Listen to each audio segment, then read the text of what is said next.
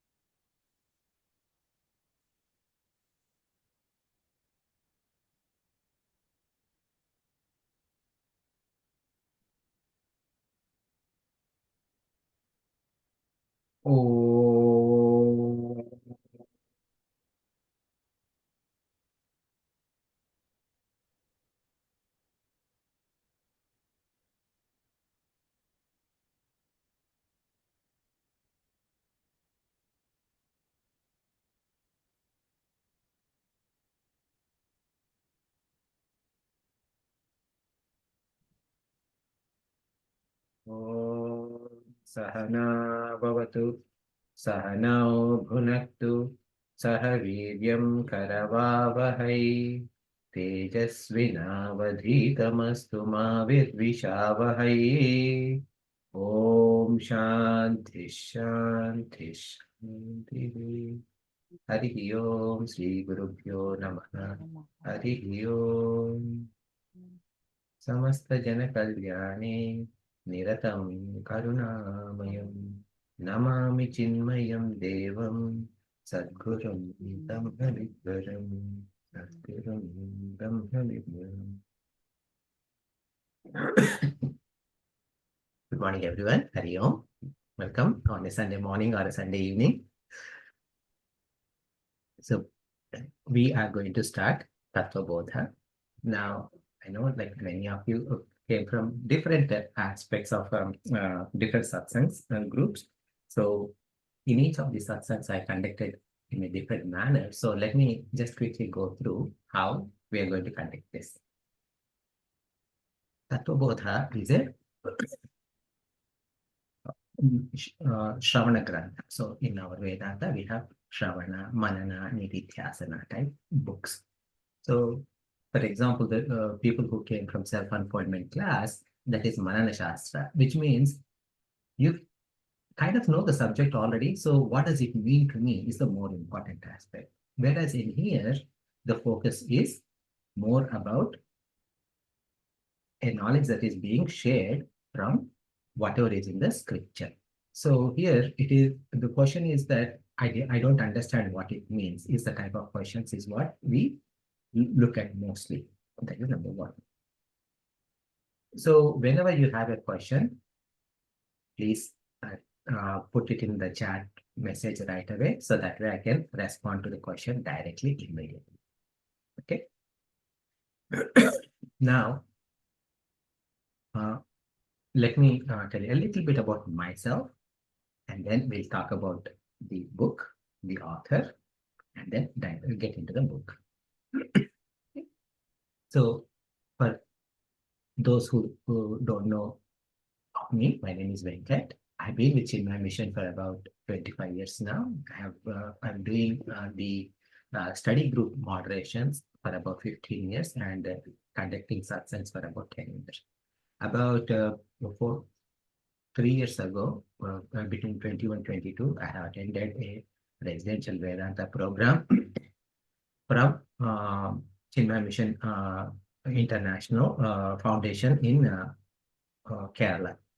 My teacher was Swami Advainanda. My teachers were Swami Advainanda ji and Swami Shardananda ji, both of whom come from Chinmay Mission lineage.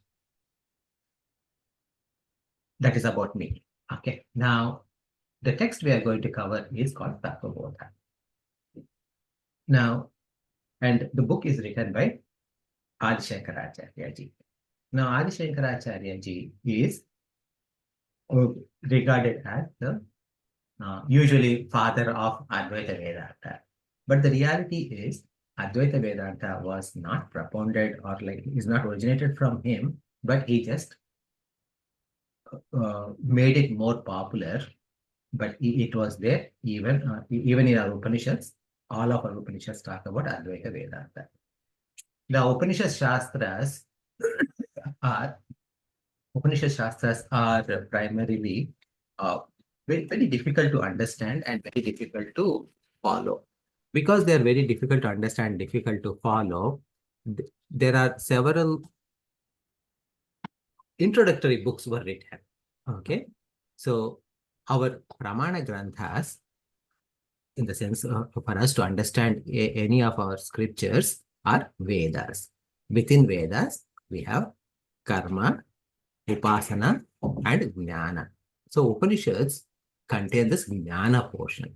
So that is the primary focus that we want to learn. However, to get to this point, to understand the Jnana portion, it is very tough. Now, if you don't know, like in India, what we used to have is that when we are in elementary schools or middle schools or even high school, right? We used to have something called like guidebooks. So there's a textbook that actually gives the subject, but then there are some guidebooks that were written primarily to answer all the questions. So that way, like we just need to memorize those answers from the guidebook so we can pass the exam. Okay. So which is that the text is the original and this guide is derivative. In the same way, whereas the Upanishads are considered as the foundational texts and they are the most important and the preliminary text, not preliminary, they are the original texts. There are other texts that help understand these concepts are called as sorry. So these texts are called as the Prakarana Grantha. So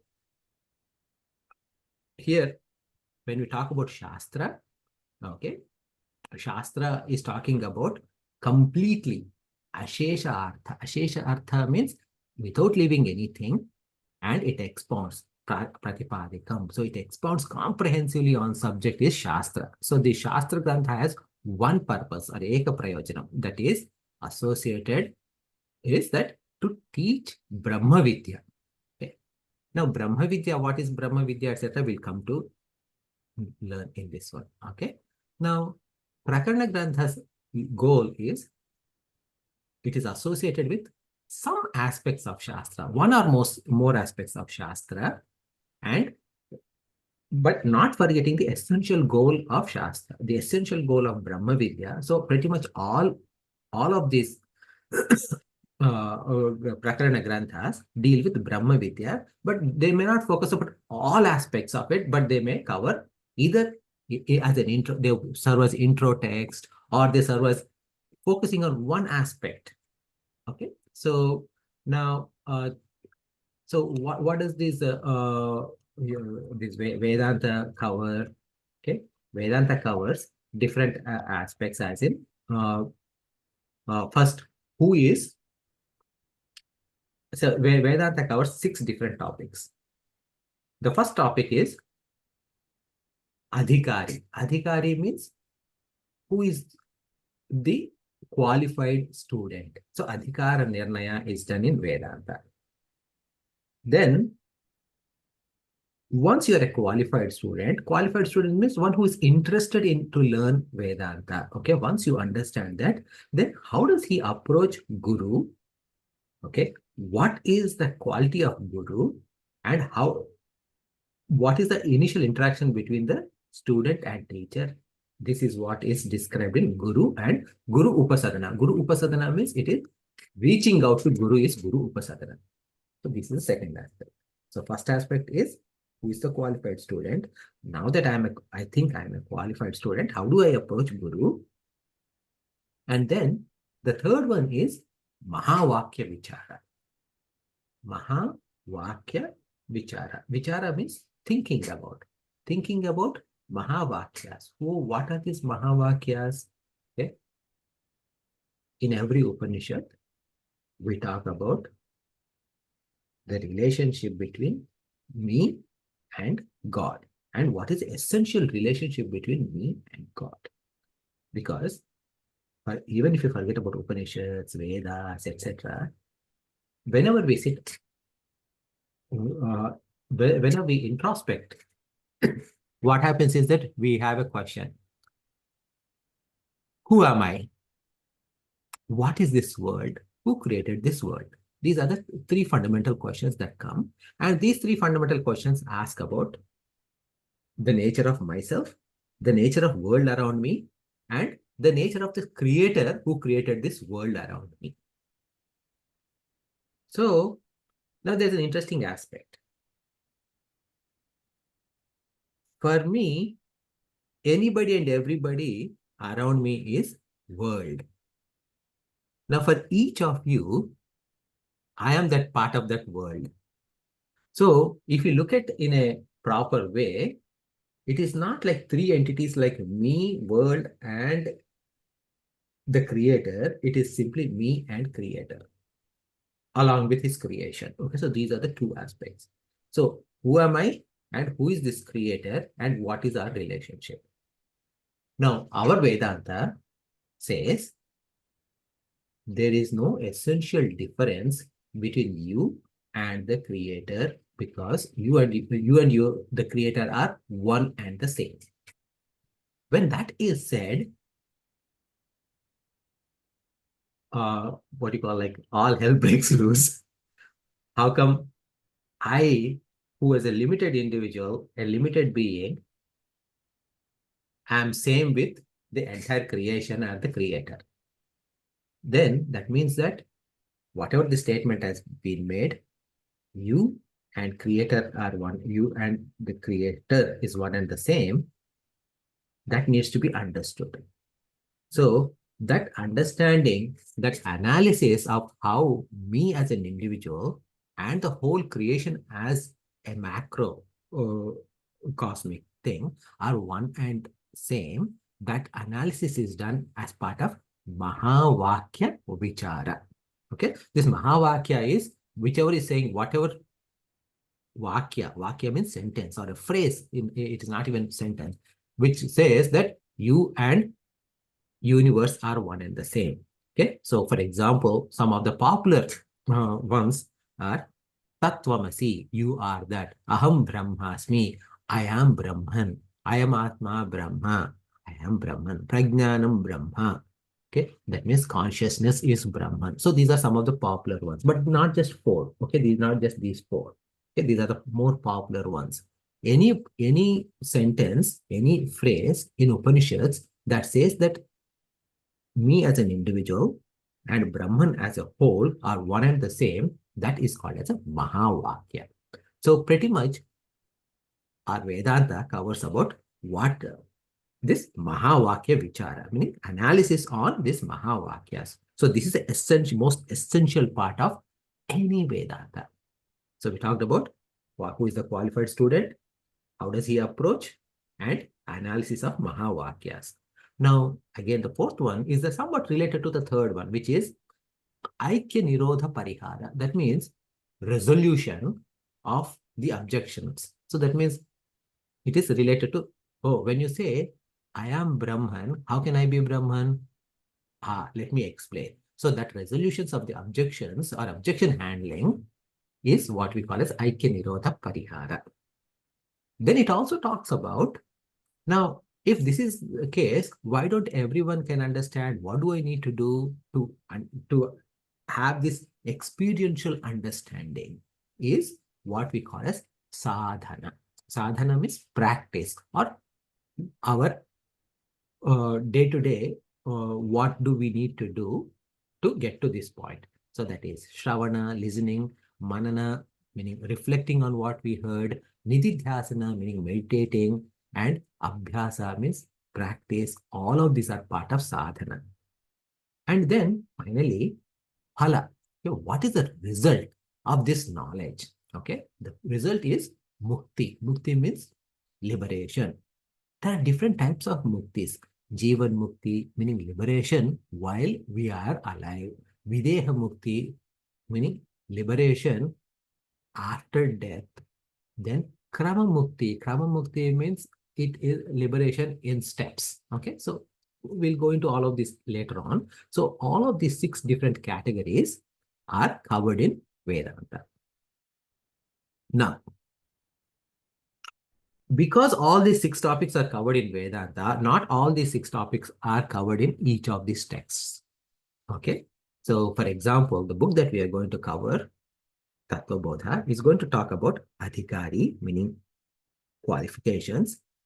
And then it talks about Mahavakya Vichara, third, okay, and Aikya Nirodha Parihara, fourth, okay, and then to a certain extent, Sadhana, 5, okay. So 1, Adhikari, which is number 1, Mahavakya Vichara, number 3, 4, Aikya Nirodha Parihara, and 5, Sadhana, and 6, Jivan Mukti. It doesn't talk about Guru or Guru Upasadana. So we will talk about it at appropriate time a little bit, even though it is not covered in the book. This is about the focus on the book. Okay. Now, this book is written by Adi Shankaracharya, we said.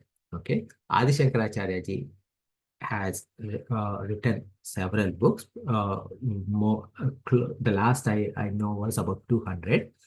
However, there is a little bit of a confusion if all of those books are written by him or some other Shankaracharya. Because Adi Shankaracharya ji, one of the things he did was that he established 4 mathas across the country, north, east, west, south, Sringeri Matha, like that, right? So now each of the heads of those mathas have the title Shankaracharya, and this is happening from the beginning of Adi Shankaracharya's time. So some other Shankaracharyas may have written some books, and that may have been wrongly misassociated with Adi Shankaracharya's name. For example, there's a book called Drugdusha Viveka, which is usually said that it was written by Vidyaranya Swami, who became a Shankaracharya ji later. So, was it actually written by Shankaracharya as Adi Shankaracharya ji or Vidyaranya Swami as Shankaracharya of that matha? That is a little bit debatable. Like that, there are certain books, but this Tattva Bodha is one of the books that is written by Adi Shankaracharya ji, and there is no question about it. Okay. There's no, there's no controversy about the authorship of this book. So now, this book, okay, Tattva Bodha, right? Tattva. What does Tattva means? What is Bodha means? So Tattva means it is essence. Essence of what?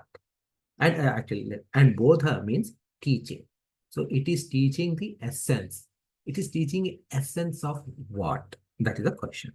Okay, so it is teaching the essence of you. Okay, what is my essence? Okay, is this body me? Are these thoughts me? Is the food that I eat is me? Okay, who exactly I am? Okay, that who exactly you are, that essence of you is what is being taught by this text. So hence this text is called Tattva Bodha. Now, one of the interesting facets of this book is that it describes each aspect one at a time in such a manner that it almost appears it to be as a dictionary. Okay, so one of the nicknames for this book is called as Dictionary of Terms. Okay, what terms? Vedantic terms. Dictionary of Vedantic terms is one of the nicknames for this book. But it is not merely dictionary of Vedantic terms, but if we follow this book to the T, this book alone is sufficient for one person, for any person to get to the state of liberation. So that is yet this is the very first Vedantic text that is recommended to be read, okay, to understand, to step into the world of Vedanta. Okay, so with this, we will start with the first shloka. Now, this first shloka, even before we get there, It is called as Mangalacharanam. Okay, the term is Mangalacharanam. Mangalacharanam typically is translated as invocation. Now, so Mangalacharanam has two parts. Mangala Acharanam.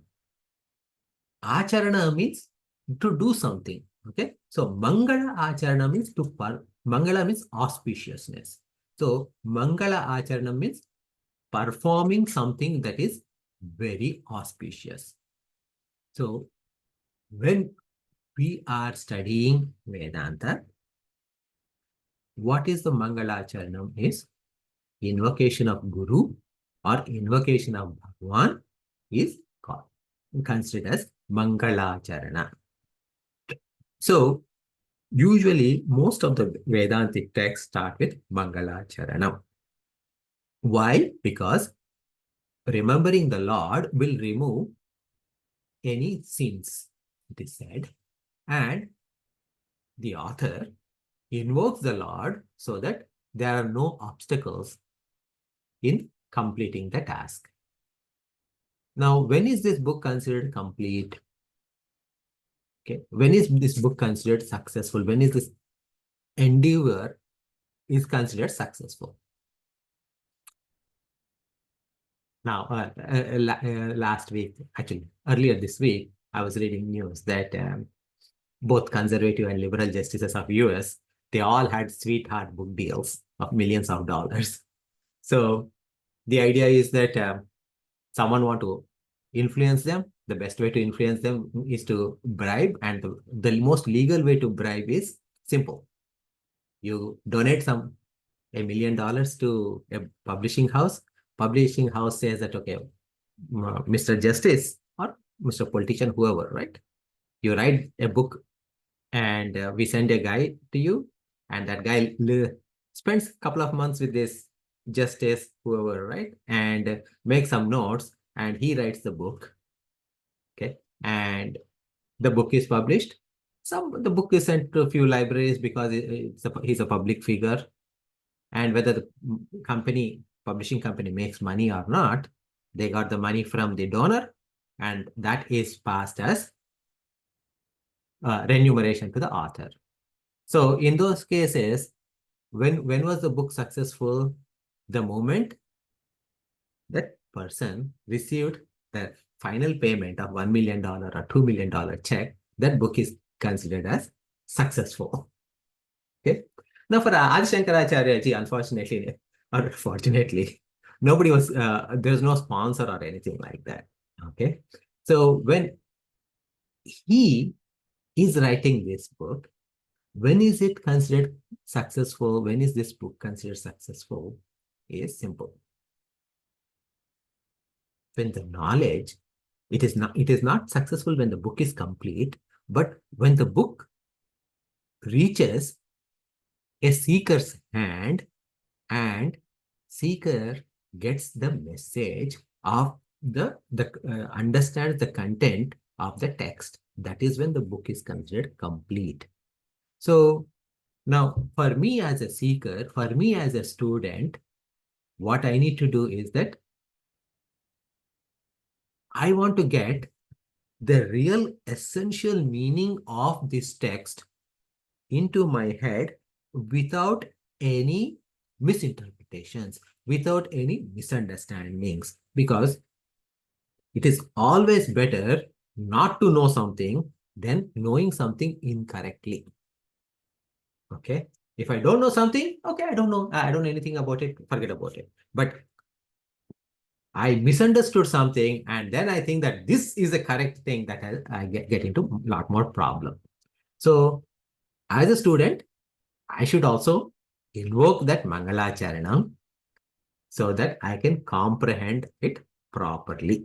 Okay. So what we are going to do is that in every session, we are going to chant this Mangalacharanam. Okay. Whether you study the text on your own or whether you study in a group, we always start with chanting Mangalacharanam. So what I'll do is that I will first, if you all have whoever has the textbook, please open the text and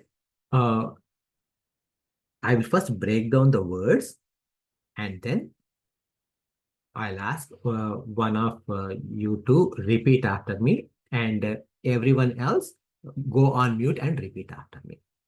Is that good? So Mangalacharanam says, Vasu. Okay, so I'm breaking down the words. Vasu, Deva, Indra, Yogi, Indra, Natva, Jnana, Pradam, Gurum. Mumukshunam, Hita, Arthaya, Tattva, Bodha, Abhidhiyate. These are the breakdown. So I'm going to ask Shobhaji to repeat after me. Shobhaji, please go on unmute. Okay. But everybody else stay on mute and repeat after me. Okay. Shobhaji, ready? Yes. Okay. Vasudevendra Yogindram Vasudevendra Yogindram Natva Jnanapradam Gurum Natva Jnanapradam Gurum Mumukshunam Hitarthaya Mumukshunam Hitarthaya Tattvabodhobhidhiyate. Tattva Bodhobhidhiyate. So here there is a prayer that is being done. Now, in Sanskritam, especially when there are shlokas are there, shlokas have to follow certain rules. Because the rules are to be followed, sometimes the order of the words are put in somewhat jumbled up order. Okay. To make sure that the shloka fits the entire rules of writing a shloka. Now, one of the interesting things in Sanskritam is no matter which order you put the words, the meaning doesn't change. Okay. So that's why what we do is that we pick up words from somewhere in between, sometimes from the beginning itself, sometimes, and then we will read the meaning. Okay. So here, the very first word we pick up is Natva. Natva is in the second half of first line. Okay. Vasudeva Yogindram Natva. Natva means after. After here, what it means is that from a contextual perspective, after invoking the grace and blessings of who? Vasudevendra Yogindram. Now, as I mentioned, there are many words. Right? Vasu is there, Deva is there, Indra is there, Yogi is there, again Indra is there. So five words are there in that one compound word. So let us examine each word at a time.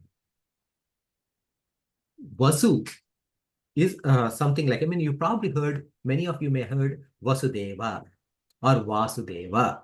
Vasudeva and Vasudeva are one and the same. Sometimes from a Krishna's story perspective, Vasudeva is the dad and Bhagwan Krishna is considered as Vasudeva. Okay.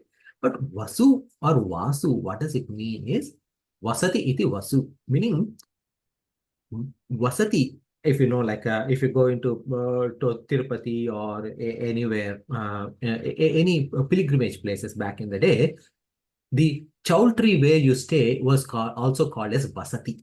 Okay, which means the place where you can stay. Okay, so that means the place where you can stay, that is called as Vasati, and Vasu is the place that is offering you to stay.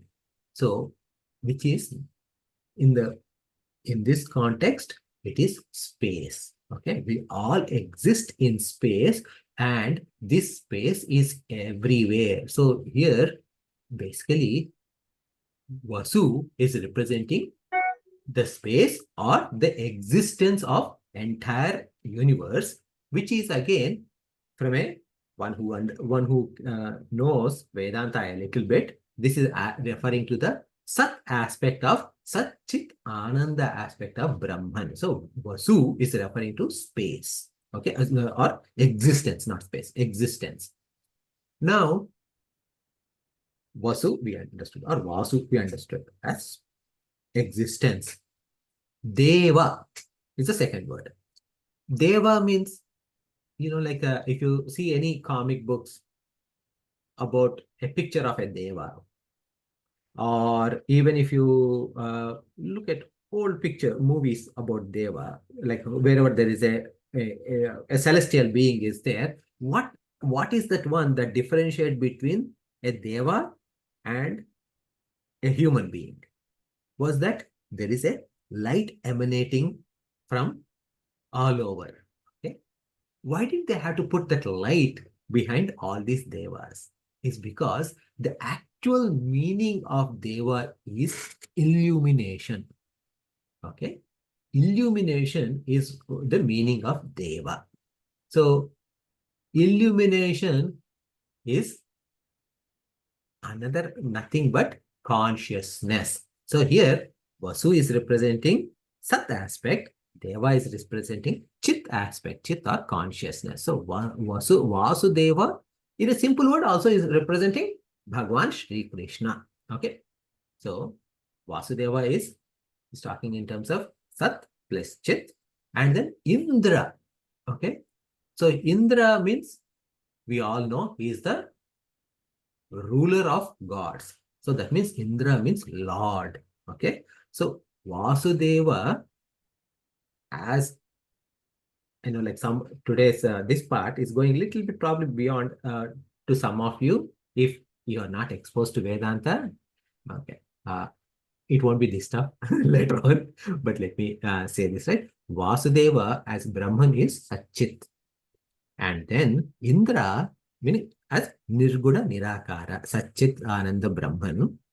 When he is given Saguna Sakara Rupa, he is called as Vasudevendra, meaning he has become Ishvara now. So that means the same Brahman at the purest form, who cannot do anything or who doesn't do anything, as a ruler of the universe, okay, he becomes Ishvara. As Ishvara, he is responsible, he or she or it, okay, because in our Hinduism, when we talk about Brahman, Brahman is not he, Brahman is not she. We use Napumsakalinga, meaning neuter gender to represent Brahman. Okay, it is it.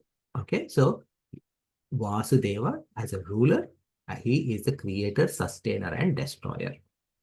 And this Vasudeva Indra, he appears as Guru.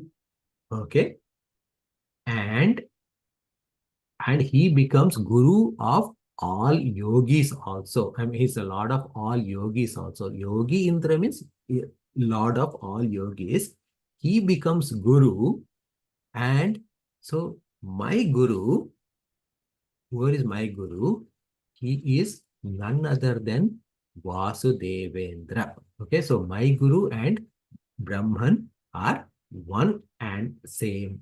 Okay, and so now Vasudevendra Yogindram Natva Jnana Pradam Guru means my Guru who is giving me this knowledge is none other than Brahman alone. Why? This is like sounds like too much of a reverence, that is unjustified reverence. But remember, right in the beginning, we said Vedanta says that you are Brahman. If you are Brahman, why can't your Guru be Brahman? He's not, he's other than Brahman? No, of course he is Brahman too. Okay. But in my Guru, I'm looking at the Vasudeva as Brahman. This is the idea. Vasudevendra Yogendram Natva Jnana Pradam Gurum. Now, because this word Guru has come here, earlier I said, right, in Vedanta, we don't, there is a portion of Guru and Guru Upasadana.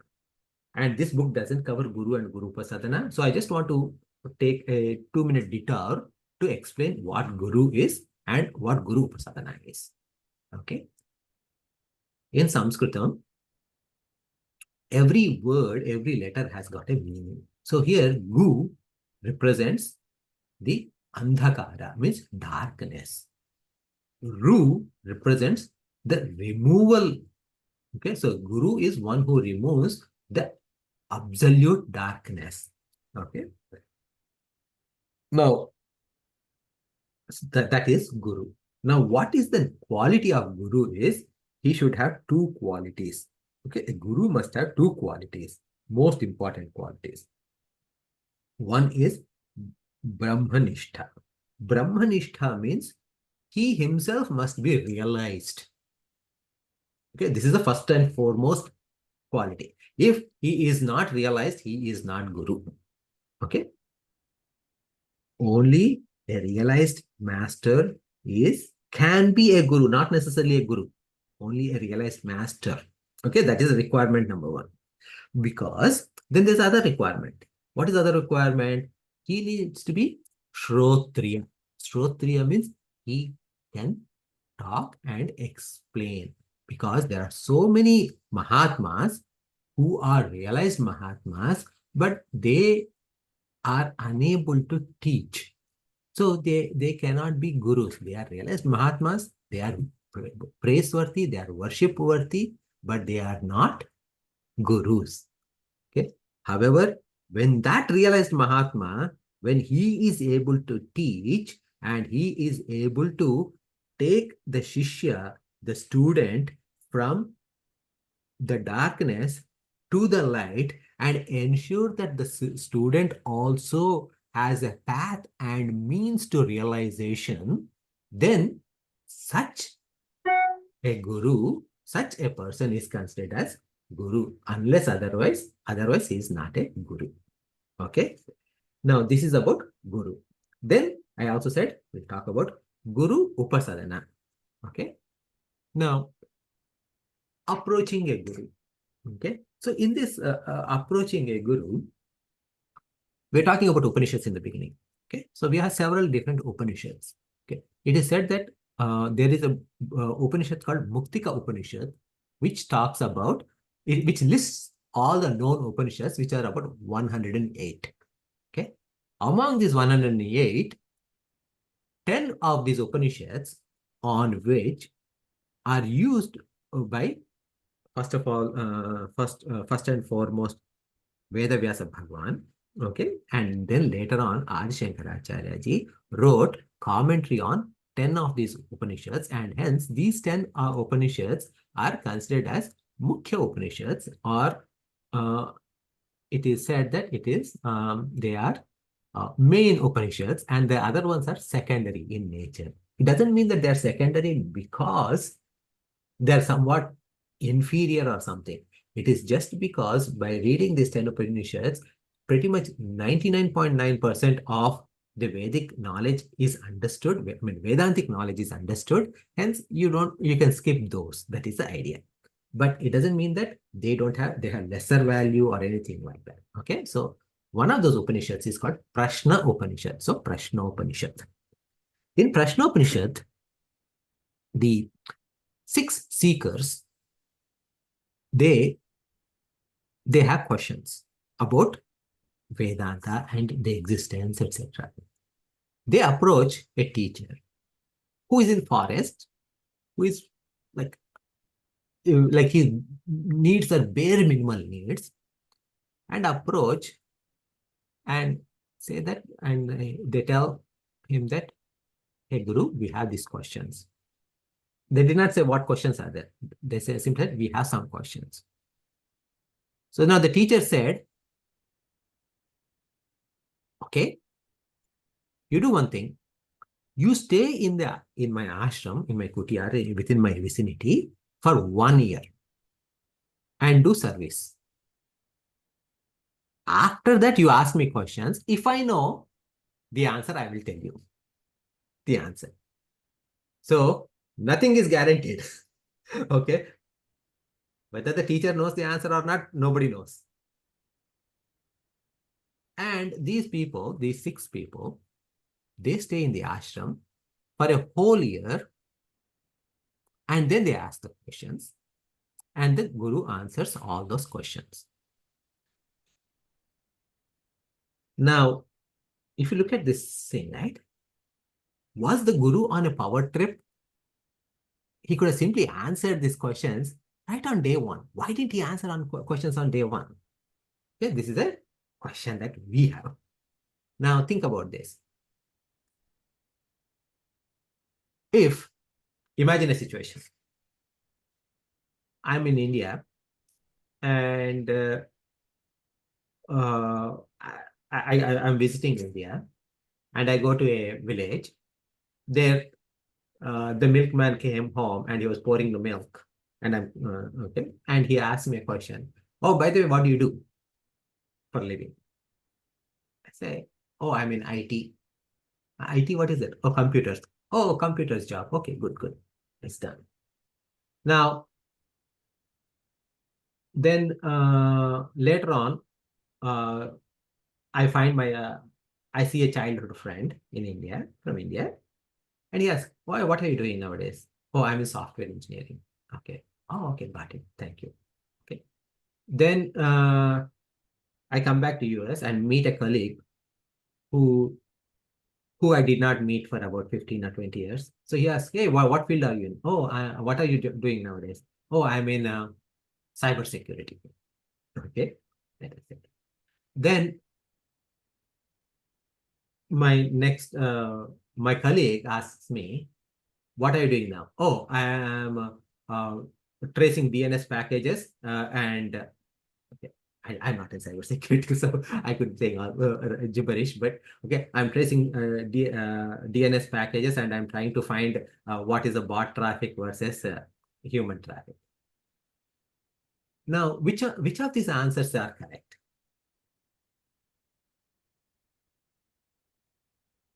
Same question, what are you doing now? 4 people asked, I gave 4 different responses and all of them are correct. But now if I tell my colleague that I'm in IT, it is meaningless. In the same way, if I tell what I did to the milkman in India, it would be meaningless.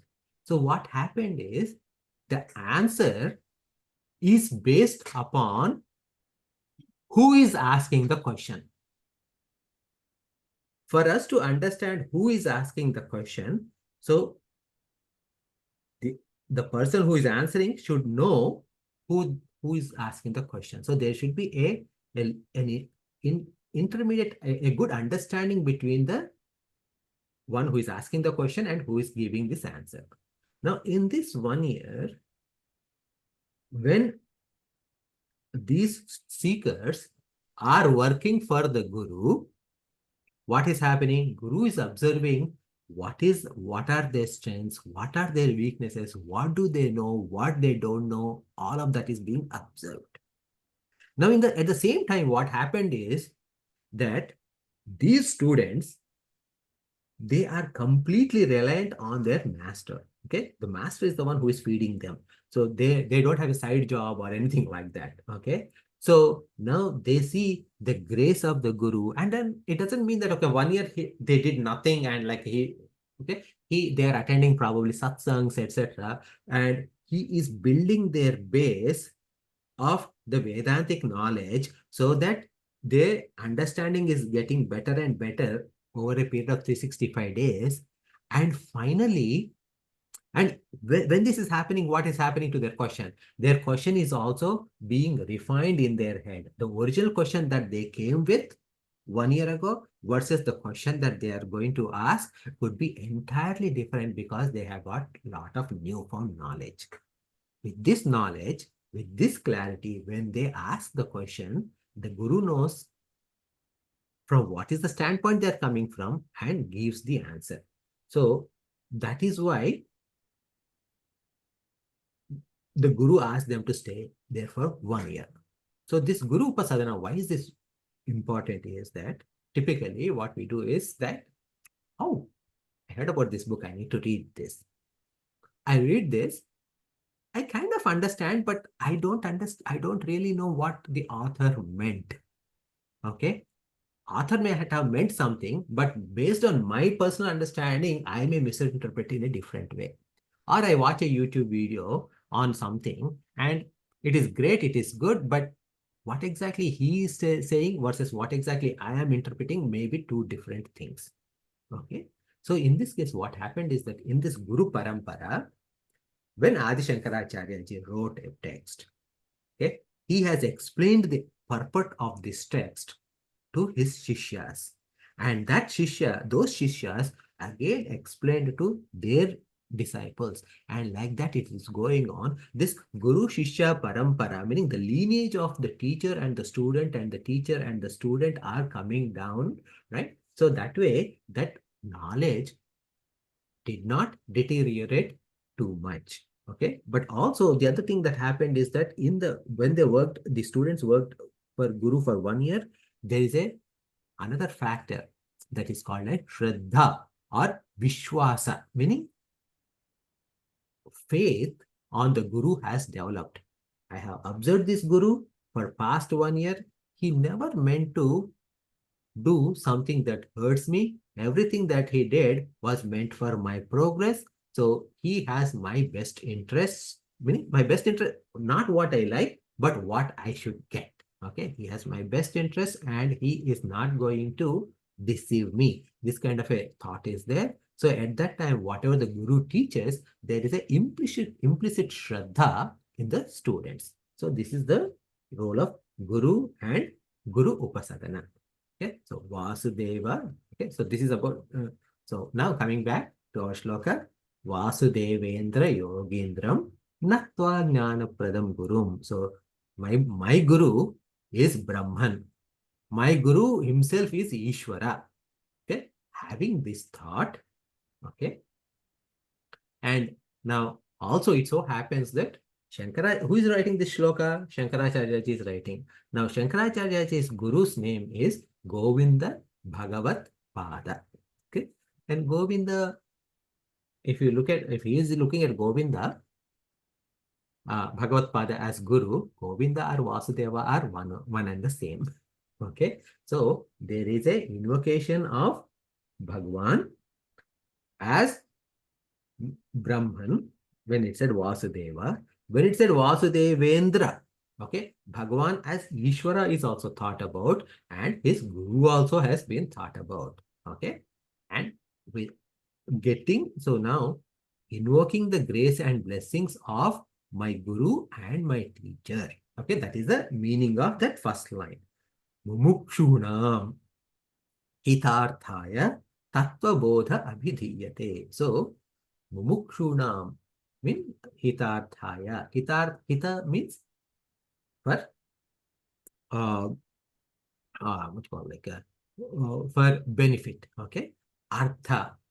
So for the sake of benefit. For the sake of benefit for who? For mumukshus. Mumukshuna means mumukshus. What is mukshu?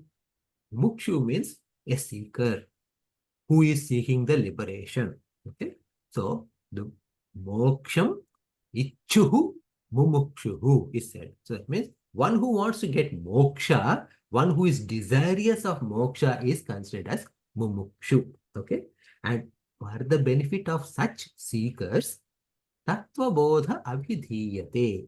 So this text, Tattva Bodha, is being taught.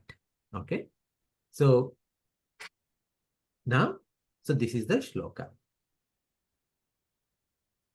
Now we're changing a little bit. We'll introduce one more concept. In Vedanta, Anubandha Chatushtaya is another aspect.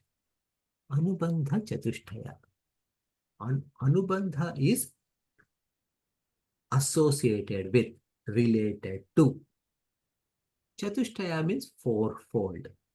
Okay, so there are fourfold factors associated with this text. Okay, what are the fourfold factors associated with the text? Are, we say, Adhikari, Vishaya, Prayojana, Sambandha. Adhikari means who is qualified to read this text. Vishaya means what is the subject matter. Prayojana means what is the result. Sambandha means what is the connection between the text and the subject. Okay. So Let me share my screen for a quick second to understand what we are talking about. It's my share.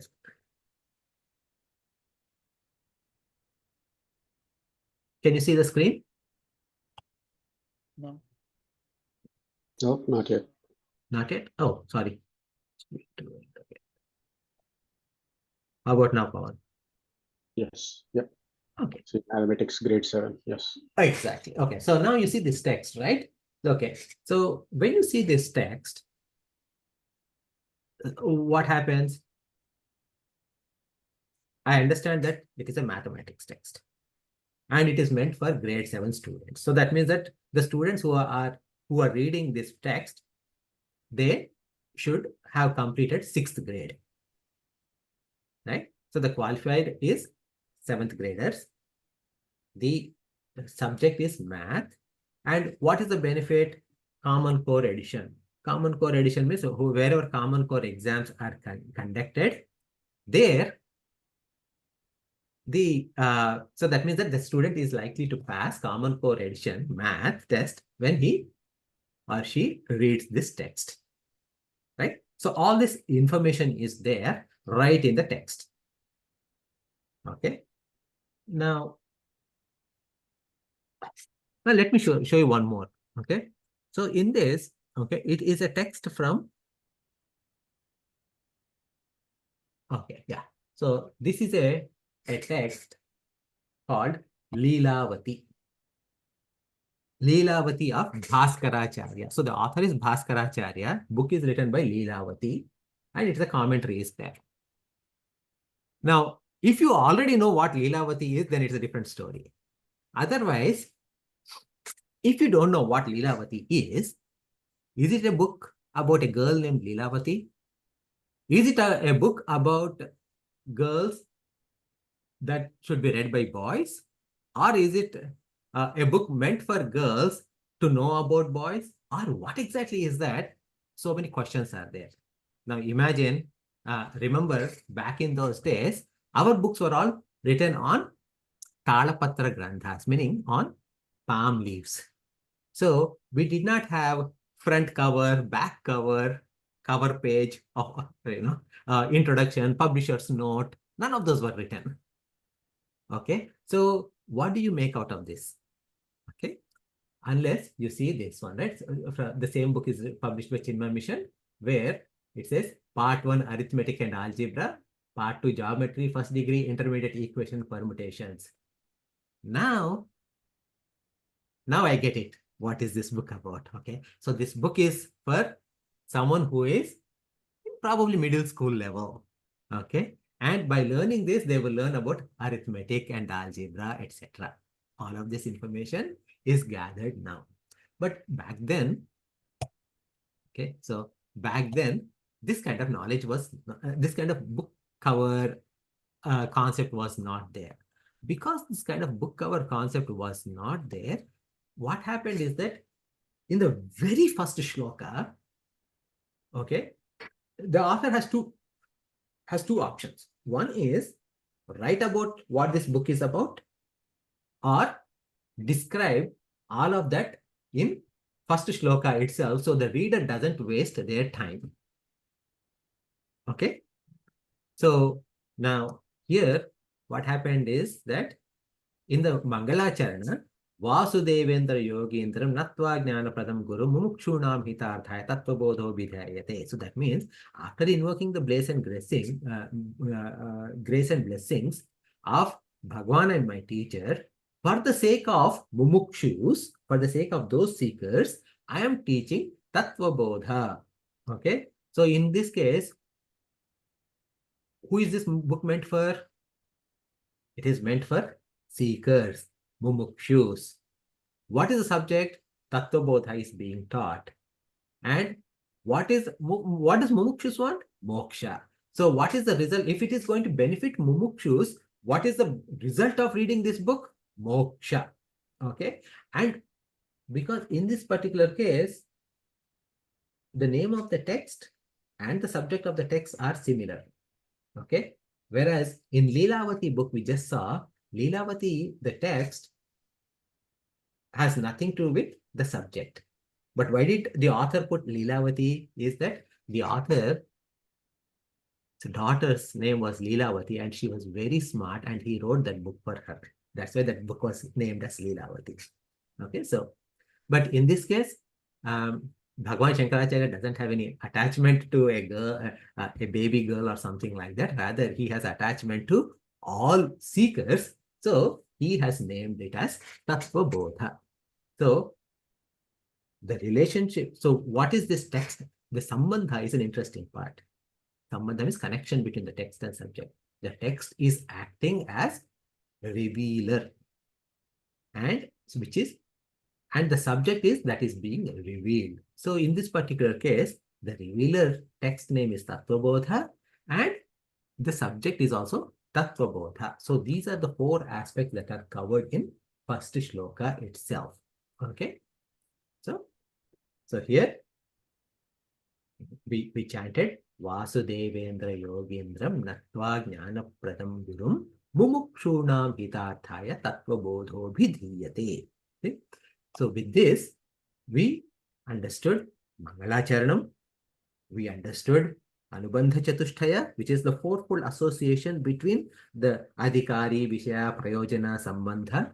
Okay, so both of these are understood. Then we also understood the role of Tattva Bodha text as a Prakarana Grantha. We understand what Prakarana Grantha is, a derivative text versus original Vedanta Grantha. We know the author is Adi Shankaracharya. Okay. And it is going to talk about various subjects of Vedanta in a description, in a descriptive way, that it is going to it is going to cover. What are the things that it is going to cover? Who is the Adhikari? Okay, meaning who is the qualified student? It is going to talk about Mahavakya Vichara, meaning what are these Mahavakyas say? Okay, and then it is going to clarify objections about why you and the creator are one and the same. Okay, so it does some objection handling. It gives you a path to practice sadhana, and then it also gives about mukti. Okay, it also gives about the result of reading this book, which is mukti or jivan mukti, etc. And the only thing it doesn't cover is guru and guru upasadana that we briefly talked about. So now this book is going to cover, this book is written in a prose format. Okay, and then this book is also written in a format that is more of a Q&A format as well. Okay, so as if there's a student and there's a teacher, and teacher is saying something and the student is asking clarification questions, and that's how this book progresses. So with that, we'll pause here and see if anyone has any questions. Please feel free to ask either in the chat, or you can ask directly, unmute yourself and ask as well.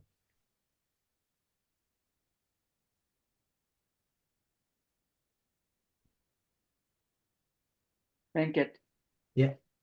Is the book available at the temple bookstore? It should be, yes. Yeah, it is available at temple, and it should be available at all Chinmaya bookstores and through Chinmaya publications. It is also available on Amazon, from Amazon. And if you are in a hurry, it is also available as a Kindle edition also on Amazon.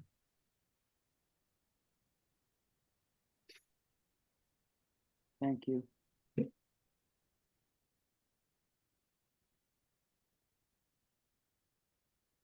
If there are no other questions, let us conclude by chanting our conclusion prayer. Okay. So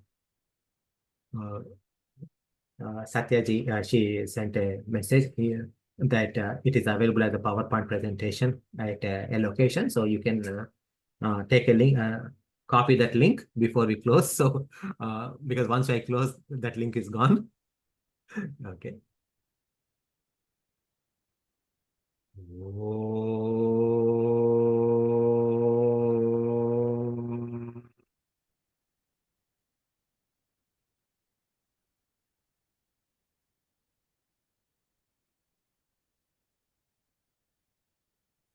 Purnamada Purnamidam Purnat Purnamudachyate Purnasya Purnamadaya Purnameva Vashishyate.